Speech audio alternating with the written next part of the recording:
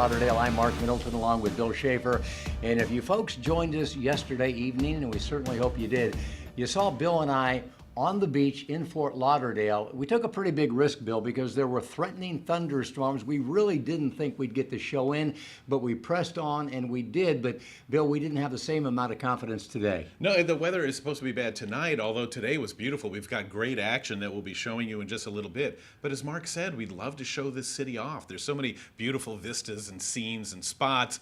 But today we had to go the practical route. So where are we today? We thought we'd give you like a little peek at what it takes for us to bring all of these events and these live broadcasts to you. So let's take a look around in our makeshift studio that we are able to pop in a couple of vans and hit the road with. We've got producer Tim Killian and Mike Nannis is there, and all of our technology to bring you this webcast is right there. It's almost these days, it's so great, isn't it, Mark? We can get up and go to another town and just bring it to you. It really is amazing, and we won't belabor this point, but for a couple of older TV guys, I don't want to say old TV guys, it's remarkable. Yeah. We used to have big live vans, $1 million worth of equipment to do something live, and now we can stand on the beach and use data to get back to this control room and then upload it and stream it live. So that's what we're doing today. Let's talk about what happened today, because Bill, I know that you and Jason and Sean got up very, very early,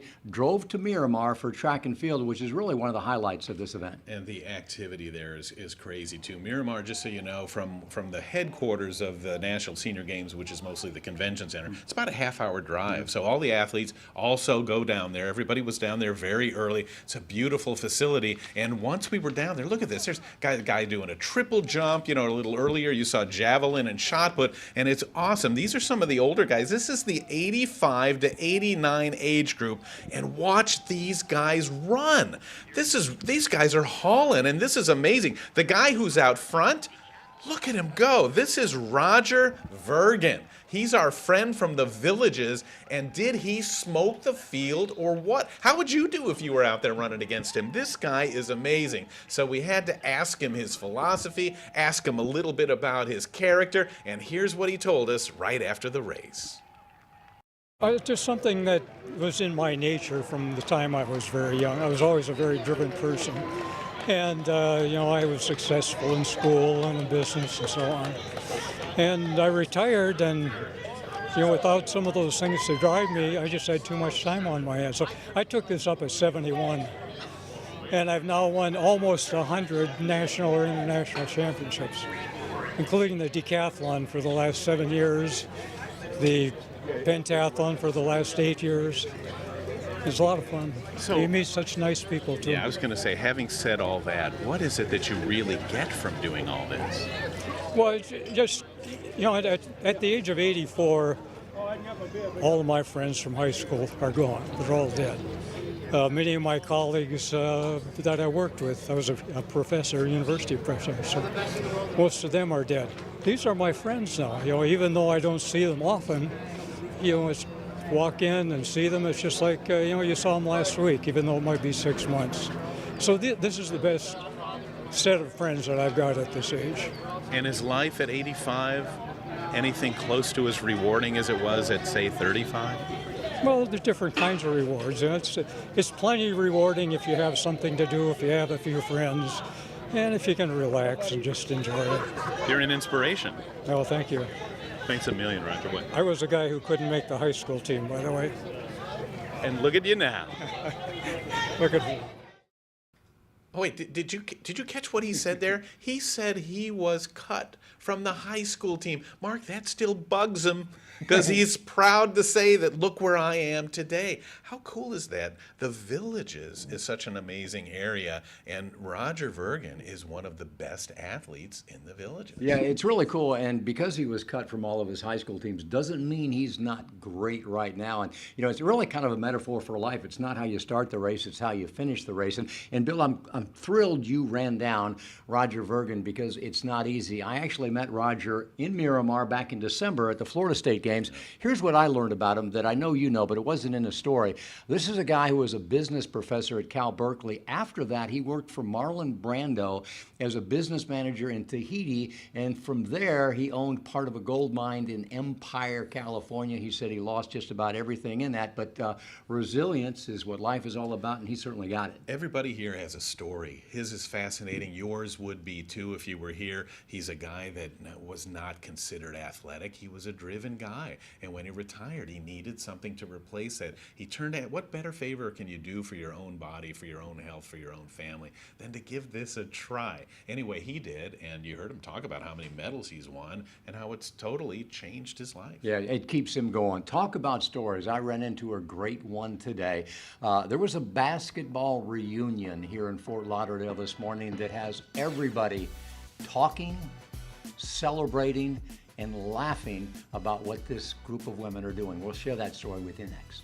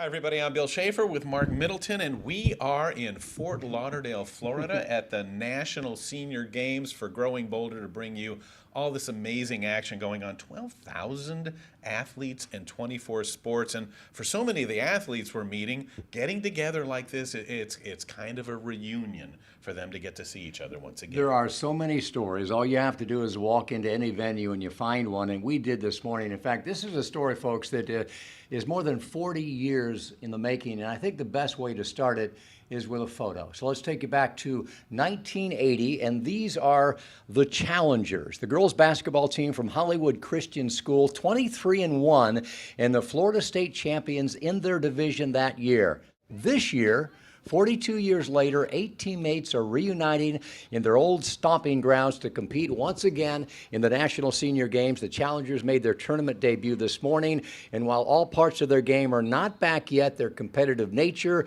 their love of the game, and their love for one another is as strong as ever. And how about this? 2 of the 1979 cheerleaders pulled out their own outfits and their pom-poms. They dusted off 2 bits and did their thing as well. The Challengers were beaten in their debut, which of course they didn't like, but that's not what this remarkable reunion is all about. It's about something a whole lot bigger and more valuable. It's about reconnecting with friends and the athlete that lives within us all.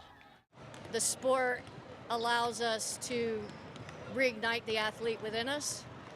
And, you know, I'm 60 this year. 3 of our teammates turned 60 this year, and we've spent the last 30 years, 40 years taking care of the dog, the kids, the husband, ministry, did lots of ministry work.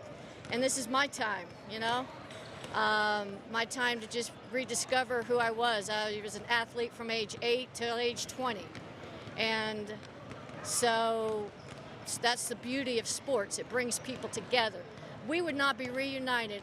We'd still be just connecting on Facebook if it wasn't for sports, We come from Florida, Georgia, and Tennessee, and we just hang out together. And we feel like we're just having slumber parties back in high school. We met when we were 14, and now we're reconnected when we're 60. Sorry to report that the Challengers lost their second game later today. They have been eliminated, but something tells me, folks, they are back in their Verbo. They are chilling in the hot tub and probably drinking an adult beverage or two, because Bill, it was very clear from talking to the team, they came to play hard, but they came to play, and that didn't involve just basketball. Well, you sure found an incredible story there, Mark, and it just goes to show you how the connection that we make, it doesn't matter whether you're in high school or whether you're retired, when you make a connection over something like athletics, it just does not go away. Yeah, I think the theme actually for this year's National Senior Games is a reunion for the ages, and it really is true. As Naomi told us, these girls, these women would not have gotten back together again were it not for sports, and now they'll never be disconnected. They're going to stay together and stay in touch forever. A great reunion for them, and also for the many athletes who live for these National Senior Games because of the pandemic, of course. We missed one. It's been 3 years in 2019 since we've had this, so it's kind of a reunion for everybody getting together back here in Fort Lauderdale. Everybody's excited. As you've mentioned a couple of times, nearly 12,000 athletes. The record was set in 2019 in Albuquerque, but I'm pretty sure it's going to be broken next year in Pittsburgh, and we'll talk about that in a minute. That's fantastic. But you know what we're going to do first, Mark? I want to know. We're going to take a little break, but when we come back, we're going to meet some of the fastest women in the world over the age of 60 and find out why it is they're doing what they're doing. Stay with us.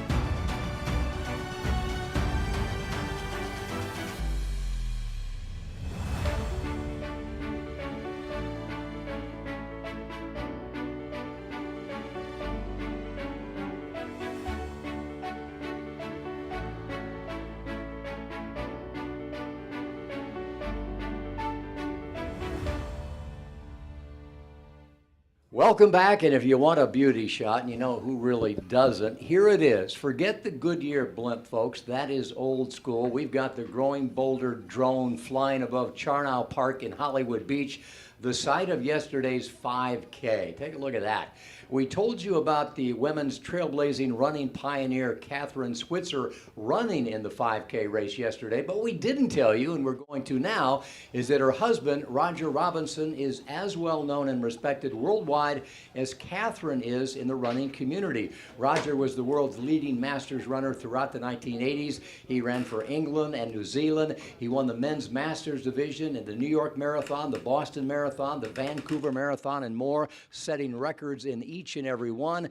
And despite living on separate continents, he and Catherine were married in 1987, and they just figured it out. They now live part-time in New York City and part-time in New Zealand. Roger is 83, and their love of running and of one another is stronger than ever.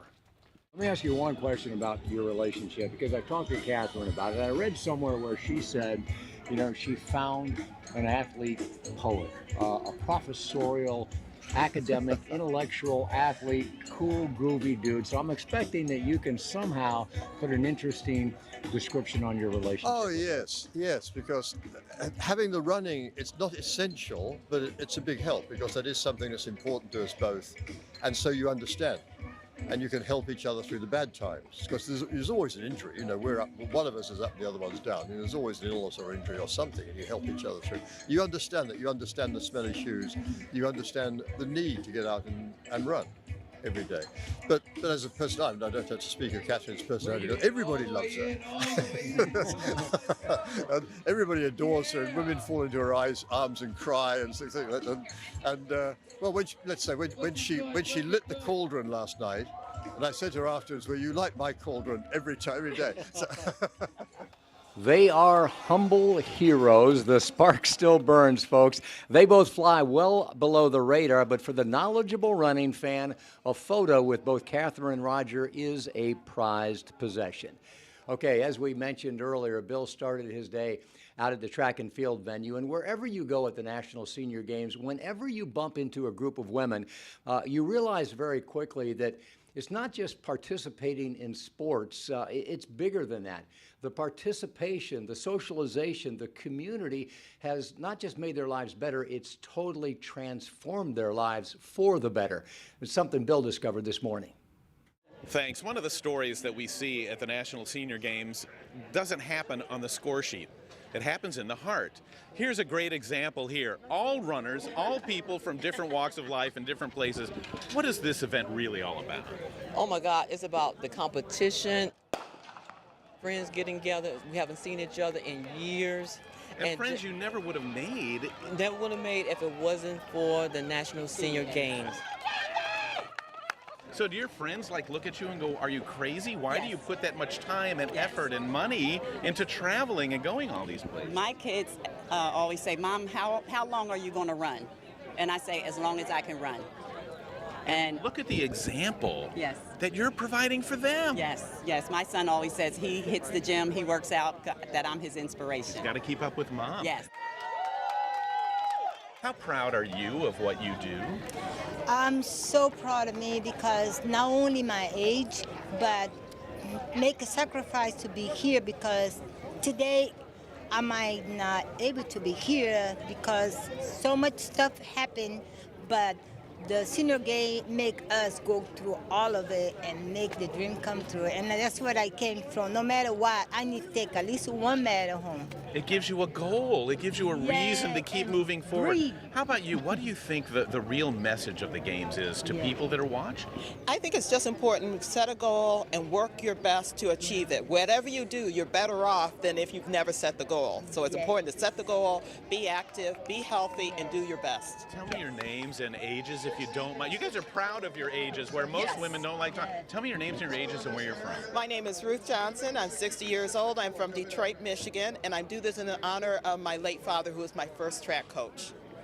I'm Adele Knights. I was born in Brazil, but I'm over here now. I'm American too. So I have 4 kids. My inspiration is right behind me, Diana Knights, and that's what keeps encouraging me to do what I do today and stay healthy. And what are you, 40? 63 this month. I'm India Bridgette. I live in Atlanta, Georgia, and I'm 60. Johnny Reed, Naples, Florida, 59. all competitors, all out here running track and field, but this is what they do for a living. This is what they do for fun. The National Senior Games is a celebration of them, but it's also what we can be if we just pick up from the inspiration that they have for us all. Isn't this fantastic? Great stuff. Congratulations to all. And you know, folks, competition at this age really is different. Obviously, they all want to win. They compete like crazy. But up until the race and immediately after the race, it's all about friendship and admiration. They are, in fact, advocates for one another. You see all the time these athletes of this age helping one another, giving tips to the woman or the man that might be in the lane next to them to help them be their very, very best. It is inspiring, and we hope that you get the message that everybody has a place in the National Senior Games. All right, one of the busiest booths in the entire Athletes Village this year has been Pittsburgh 2023. Athletes already looking forward to another reunion in the Steel City. And, you know, it's exciting because they've been there before. They know that Visit Pittsburgh puts on one heck of a show. You can already make your travel plan. So here's more about what you can expect next year in 2023.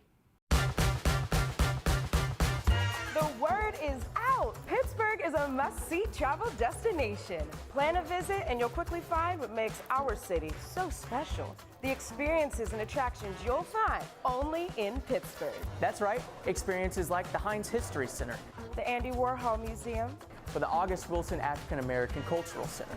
And that's just a start. Yes, all this and much more, only in Pittsburgh. See you soon.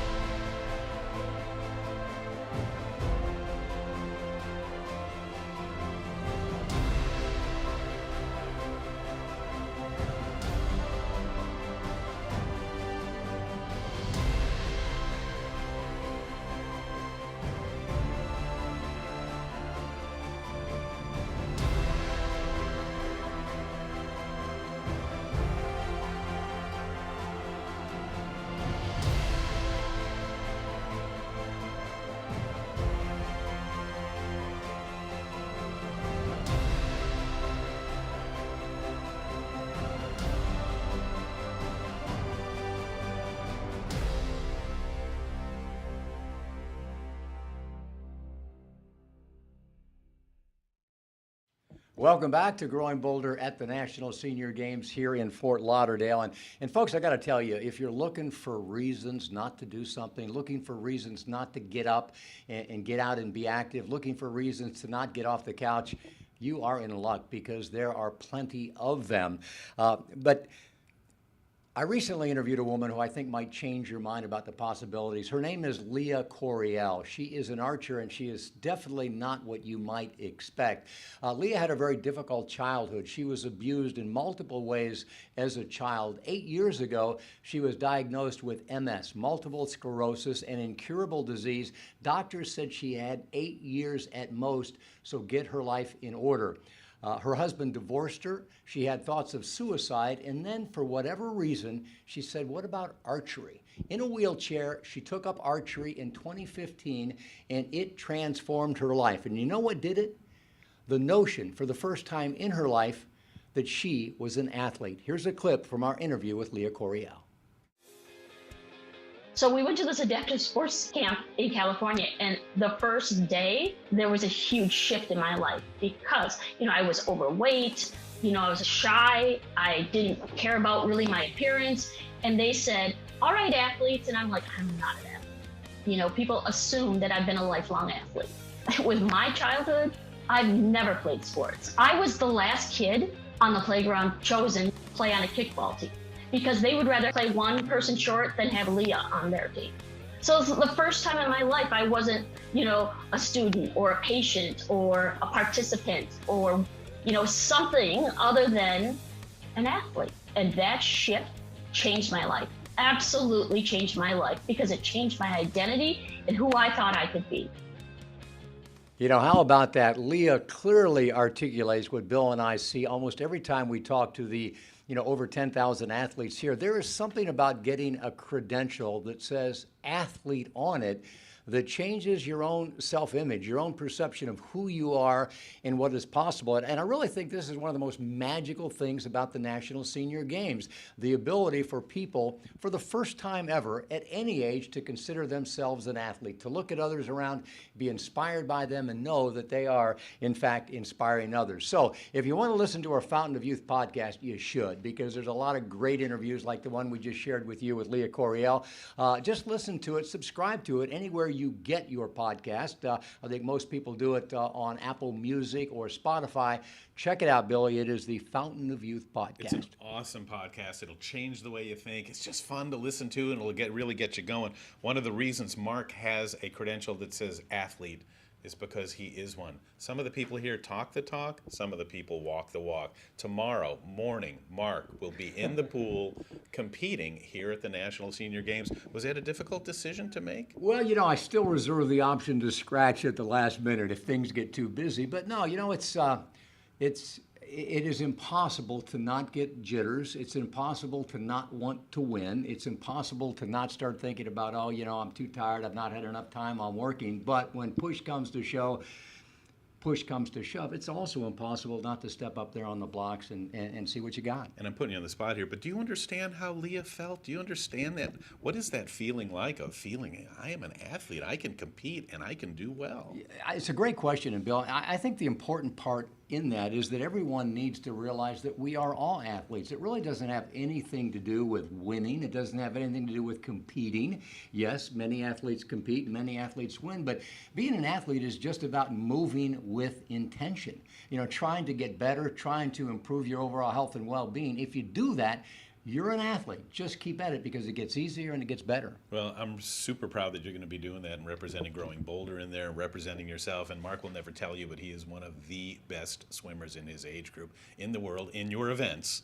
You don't like the long form, right? No. But the sprints are right up your alley. There we go. That's fantastic. If it's short, I like it. Hopefully we'll be able to watch some of that if you keep coming back every day at 5. We're going on with highlights of that day, and you never know what will bring you. One of the things that we have, Mark, that people have really enjoyed is at the convention center, the Growing Boulder booth has been a gathering point for all kinds of people to stop by. There are so many faces of people taking these keepsake photographs in front of the booth, and they're getting free copies of Growing Boulder magazine. And for some, they've never really seen themselves portrayed this way in an inspiring and very professional manner. We've got impromptu cornhole challenges going on. It's all set up there. People feel comfortable enough to stop and watch our monitors where these shows play. Some of the great Growing Boulder merchandise is available there, and of course at gb.com. Cups and t-shirts really ought to put Growing Boulder on you. You think athlete makes you feel better? Put Growing Boulder on a shirt and you will feel a lot better. Here's the question wall that we have as well. There's a question of the day where we ask a different question and have the athletes submit their answers. It's really exceeded my expectations. I didn't know what we'd find. Today's question was, how have you been surprised this year? How have you surprised yourself this year and what you've done? And so Susie from Cincy said she adopted a beagle. Adding a pet to your life makes a big difference, doesn't it? Pets are great. And these are cool too. Dan Carroll from Arlington, Virginia finished a doctorate. Wow. So this is the kind of thing that's happening. Standing tall in her fight with cancer, Sherry Rowe from the Villages. Yeah. Wow, a lot of people have so many things going on in their lives. How about Evelyn Wilson from Columbia, South Carolina? I don't know, maybe we know her mom, maybe we don't. She inspired her 95-year-old mom to come with her, not just to watch, but to compete in these games. And she says that her mom set a record in the 50 meters in the 95 age group. That's unbelievable. What's happening around here? These are regular, ordinary people, as we like to say, living extraordinary lives. It's such a great event. It's why we wanted to pack our whole company, bring it down here to be able to give you a peek at what's going on. Yeah, it's been an honor to be here. We've got many more days, so join us live right here, wherever you're watching now. 5 o'clock most every night. I think we're going to go a little bit later tomorrow night for the celebration of athletes as that occurs. But you can find out what time we will be live by checking out Growing Boulder's Facebook page. But yeah, I'm having a great time. It is a sea of inspiration, and Bill and I are, we're swimming lots of laps in it. We'll see you tomorrow.